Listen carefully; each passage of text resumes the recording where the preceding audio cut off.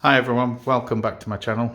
Today we'll be fitting the atmosphere lights in the car. Got this off eBay. Surprisingly, it came in its original box, I think. But it's actually nice to see something turn up in its original packaging than actually just in an envelope.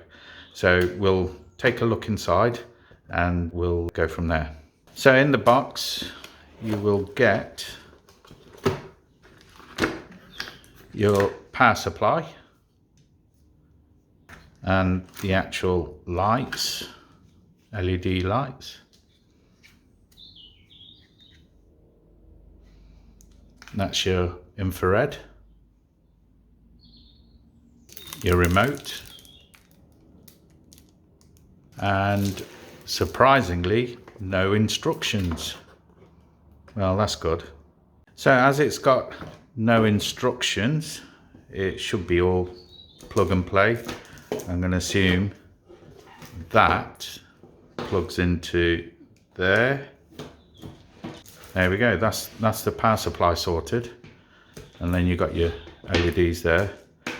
Plenty of length of wire, so you can feed it around your car. Don't get me wrong, but every car will be different and different lengths will be required, but I think there might be just enough to get it round where I need to. So what we're going to do is actually test all of this before it's fitted in the car. So I'm going to connect it up. We're using this battery as the power source. So that's 12 volts. So let's get it connected up. And now these two, we can fit it on this plug.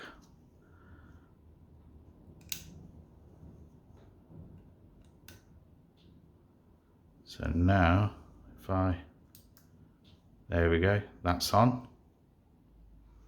We'll sit that down. So using the remote, we're going to see if it turns on. There we go, that's on. You may not see all the colours properly, but so that's should be green, red, that's supposed to be blue, yellow, orange, purple. You can actually turn the brightness up and down. So that's fully up, that's dimmed. So we can say this is all working. So now let's go outside and get these installed. Right, we're at the car. Now we're going to fit these and I'm going to try a new method.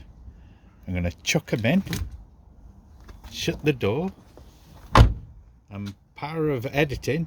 3, 2, 1. Let's see. Wow,